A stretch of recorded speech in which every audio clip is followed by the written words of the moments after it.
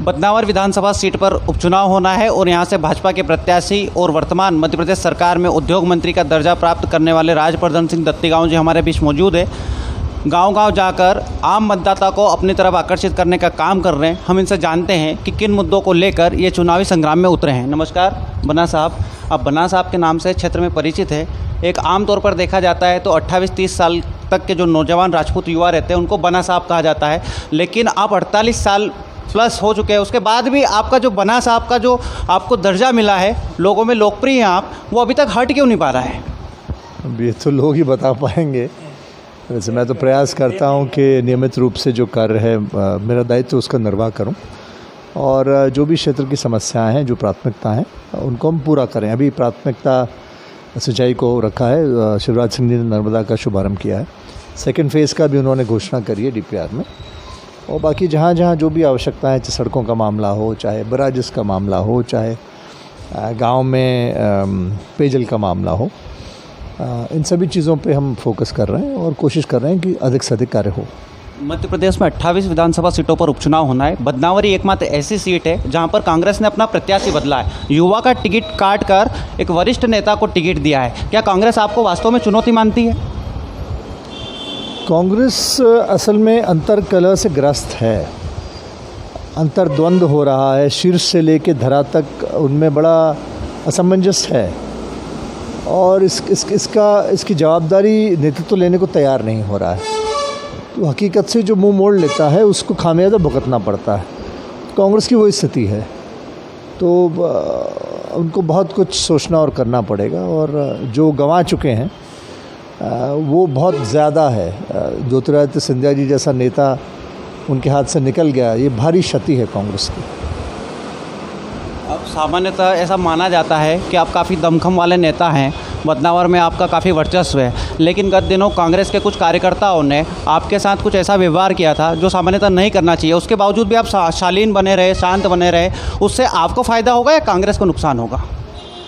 देखिए, कमल सिंह जी पटेल के परिवार के लोग थे, उनके शायद भांजे भतीजे कोई रहे होंगे, ऐसा मुझे किसी ने बताया। और एक शेखर हमारा पुराना उप सरपंच कानून का, उसका भाई था जो कि शराब के नशे में था, ऐसा लग रहा था।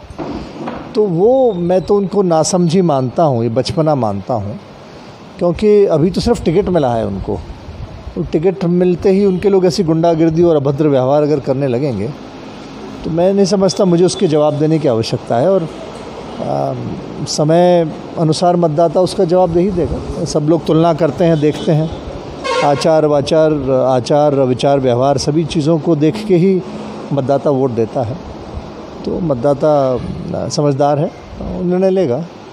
कांग्रेस के जो कार्यकर्ता है उनका कहना है कि दत्तीगांव और उनके जो नेता है सिंधिया जी, उनके कारण ये चुनाव हो रहे हैं, जबकि कुछ लोगों का कहना है कि कमलनाथ जी की जो सरकार है उन्होंने सही काम नहीं किए थे, उसके कारण चुनाव हो रहे हैं। आप क्या मानते हैं, किन कारणों को लेकर चुनाव हो रहे हैं? कि बहुत स्पष्ट है। जहाँ तक बदनावर का सवाल है, हम लोगों ने तो 27 दिसंबर 2018 को इस संयोग घाट में तय कर लिया था, सभी कार्यकर्ताओं ने। उसमें कमल सिंह जी भी शामिल थे तब।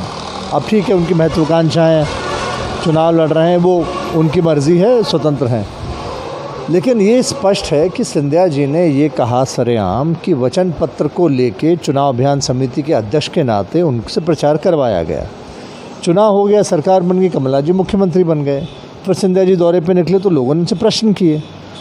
प्रश्न के जवाब में उन्होंने कहा कि वचन पत्र हमारा ग्रंथ था पार्टी का और उसकी पूर्ति नहीं होगी तो हम उस मुद्दे को लेकर सड़क पर उतरेंगे। इसमें कुछ गलत नहीं कहा था, लेकिन उसका जवाब कमलनाथ जी का बड़ा बेरुखी का आया, तिरस्कार का आया कि उतरना उतर जाइए।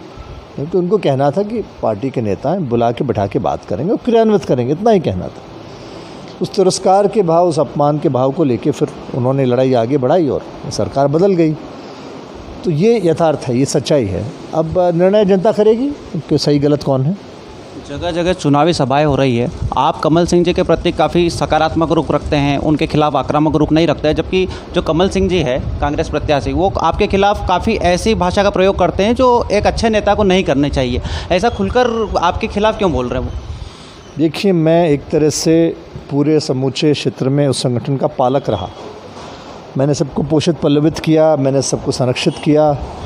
कमल सिंह जी को भी कांतिलाल जी भूरिया, वाल्मीकि गौतम जी ने हटा दिया था पद से, हटा दिया, फिर भी हमने उनका मान सम्मान रखा, उनको ब्लॉक अध्यक्ष बनाए रखा, क्योंकि वृद्ध थे, वयोवृद्ध थे, वरिष्ठ थे, तो उनके सम्मान के नाते अब ठीक है, उनको टिकट मिल गया है तो वो अपनी ज़मीन तलाश रहे हैं। उनके सलाहकार शायद उनको ऐसी सलाह दे रहे होंगे कि ऐसा बोलो तो इससे लाभ होगा, लेकिन मुझे नहीं लगता कि किसी को भी संकीर्ण मानसिकता और ओछी वाणी से लाभ हुआ है। तो मुझे क्या कहना उनके लिए, वो उनको भी लोग जानते, मुझे भी जानते। 10 दिन में चुनाव ख़त्म हो जाएगा, 3 को वोटिंग हो जाएगी, उसके बाद ये सब बातें ही ख़त्म हो जाएगी। ईश्वर उन्हें सद्बुद्धि दे, उन्हें पश्चाताप होगा तो कभी इस चीज़ की ग्लानि बोध में जो कहना होगा ईमानदारी से मुझे कहेंगे, लेकिन मेरे को उनके खिलाफ़ कुछ नहीं बोलना, उसकी ज़रूरत भी नहीं है। अब मैं क्या बोलूँ। आपका सारा राजनीतिक जीवन सबके सामने है। आप निर्दलीय प्रत्याशी के रूप में मैदान में उतरे थे। उस समय कमल सिंह जी जो कांग्रेस के प्रत्याशी थे वो भी आपके साथ में थे, लेकिन आज वो कह रहे हैं कि हम तो पार्टी के सच्चे सिपाही हैं। उस समय वो दगाबाज थे या आज दगाबाज है? मेरे ख्याल से उनकी महत्वाकांक्षाएँ आड़ी आ रही हैं। तब वो कह रहे थे कि बदनावर की भलाई के लिए बदनावर से धोखा हुआ, हम सब इस्तीफ़ा दे देंगे 27 दिसंबर संजोग गार्डन 2018 को। आज वो कुछ और कह रहे हैं। तो उनकी एक महत्वाकांक्षा है कि जीवन के अंतिम छोर में आके उनको लग रहा है कि कहीं न कहीं विधायक का टिकट मिल जाए, मेरा सपना साकार हो जाए। तो मुंगेरी लाल के हसीन सपनों को लेके कोई व्यक्ति चल रहा है तो चलिए खुशफहमी में ही जी लें कुछ दिन, क्या फ़र्क पड़ता है। जब आप कांग्रेस छोड़ के भाजपा में आए थे तो कांग्रेस के जो स्थानीय नेता थे सब एकजुट थे। अब जब टिकट वितरण हो गया है तो काफ़ी बिखराव सा महसूस हो रहा है। इस बिखराव के बाद कभी वो एकजुट हो पाएंगे क्या? देखिए, कांग्रेस का बदनावर में जो कार्यकर्ताओं ने जब मैंने चुनाव लड़े, उनको पता है कि किसने उस वक्त पार्टी का काम किया था या नहीं किया था। अधिकांश उनमें से ऐसे जिन्होंने कभी कांग्रेस का काम किया ही नहीं था, हमेशा विरोध करते थे। जब मैं लड़ा वो या तो भाजपा का काम करते थे या साथ घूमते थे और रात को फिर मीटिंग करके कहीं और कुछ काम करते थे। तो कार्यकर्ताओं को ये सब मालूम है और इसीलिए अधिकांश कार्यकर्ता मेरे साथ हैं। जो उस वक्त कांग्रेस में थे आज मेरे साथ हैं। और भाजपा का संगठन भी बड़ी मुस्तैदी से, बड़ी मजबूती से, खेमराज पाटीदार जी हमारे साथ बैठे, चुनाव के संचालक हैं, मेहनत कर रहे हैं, कार्य कर रहे हैं। हम एक उद्देश्य को लेकर चल रहे हैं, बदनावर का विकास, और उसको पूर्णता की ओर ले जाएंगे, उसको हासिल करेंगे, क्षेत्र का पूर्ण संपूर्ण विकास करेंगे। कांग्रेस आपके प्रति काफ़ी आक्रामक है, लेकिन आम मतदाता चाहता है कि आपको वोट दे, तो क्यों दे? क्या कारण है? विकास को किस प्रकार से आप गतिमान करेंगे? देखिए, विकास तो हो रहा है। जब से सरकार बनी है तब से हमने ना सिर्फ नर्मदा जी का काम चालू करवाया, नर्मदा का सेकंड फेज़ भी हमने DPR बना के वो सैंक्शन की और CM ने कह दिया। हमने जहाँ एक भी कुटीर नहीं दी कांग्रेस के कार्यकाल में कमलनाथ जी ने पूरे प्रदेश में, वहीं हमने 27,000 आवास में कुटीर पोर्टल पर दर्ज करा के वो मिलने वाली है। खाद्यान्न पर्ची जहाँ एक भी नहीं मिली, 21,500 खाद्यान्न पर्चियाँ मिलने वाली है। सड़कें जहाँ पूर्णतः बंद हो गई थी, 200 से 300 सड़कें काम चल रहा है।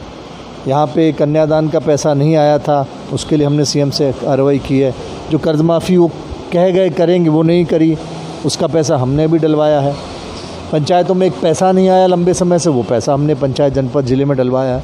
तो कार्य हो रहा है, करेंगे का सवाल नहीं, कार्य प्रारंभ हो गया है। उद्योग मंत्रालय के तहत बदनावर में औद्योगिक क्षेत्र चिन्हित होके घोषित हो गए, नोटिफिकेशन आ गए हैं। जो कंपनियां आ रही हैं उन्होंने expression of interest on record दे दिए हैं। तो कार्य तो प्रारंभ हो गया है, विकास की गति तेज हो गई है और वो पूर्णता की ओर जाएगी, क्योंकि जनता उसमें विश्वास रख के मतदान करेगी, सरकार के पक्ष में करेगी, अच्छे कार्य के पक्ष में करेगी।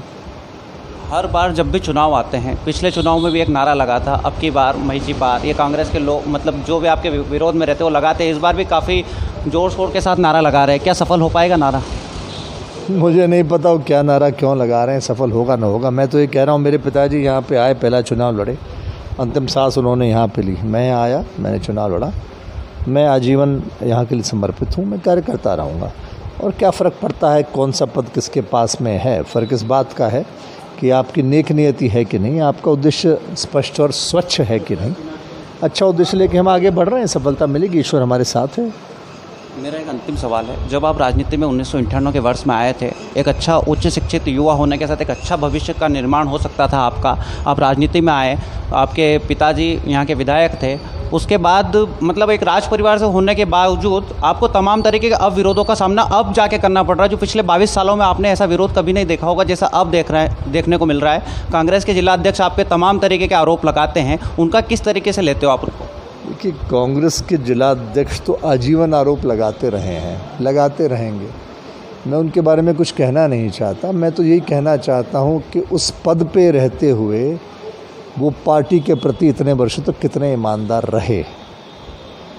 वो सिर्फ खुद के प्रति ईमानदार रहे और तमाम उनके कार्यकाल में जितने जितने जहाँ जहाँ चुनाव हुए, चाहे स्थानीय चाहे बड़े चुनाव, जमुना देवी जी के स्वर्गवास के बाद जो कुक्षी का उपचुनाव हुआ वहाँ उन्होंने क्या किया, मेरे तमाम चुनाव हुए वहाँ उन्होंने क्या किया, इसके अलावा दिनेश गिरवाल जब चुनाव लोकसभा का लड़े वहाँ उन्होंने क्या किया, जो स्थानीय चुनाव होते थे मंडी के या जिला पंचायत के वहाँ उन्होंने क्या किया, सब क्षेत्र के लोग जानते हैं। तो मुझे कुछ कहने की आवश्यकता नहीं है। सबसे बड़ा प्रमाण ये है कि जिस पंचायत में वो रहते हैं, जहाँ उनका निवास स्थान है, वो पंचायत का सरपंच ही उनका नहीं है। इससे बड़ा प्रमाण क्या होता है? व्यक्ति को सबसे ज़्यादा उनके घर में जाना पहचाना जाता है। उनके गृह की ग्राम पंचायत ही उन पर विश्वास नहीं करती है, वहाँ भाजपा का सरपंच है। तो तमाम चीज़ें अपने आप अपनी कहानी कहती हैं, मुझे कहने की क्या ज़रूरत है। चुनाव में जो 3 नवंबर को मतदान होगा, कितना उसको चुनौती मानते हो आप अपने लिए? कितने मतों से आप जीत का दावा कर सकते हैं? देखिए, मेरे लिए जीवन में चुनौती और इस वक्त चुनौती सिर्फ बदनावर का विकास है। चुनाव आएंगे जाएंगे और चुनाव जो हो रहा है वो बदनावर का ही चुनाव है। बदनावर ही लड़ेगा और अच्छा निर्णय लेंगे, अच्छा मतदान होगा और बेहतरी के लिए होगा और सरकार बदनावर की ही रहेगी, बदनावर के लिए ही चलेगी और बदनावर का ही विकास करेगी। ये थे हमारे साथ वर्तमान में उद्योग मंत्री और भाजपा प्रत्याशी राजवर्धन सिंह दत्तीगांव, जिन्होंने कहा कि मैं जीवन में कोई चुनौती नहीं मानता हूँ, मैं मेरे कार्यकर्ता के साथ मिलकर जीत के प्रति आश्वस्त हूँ।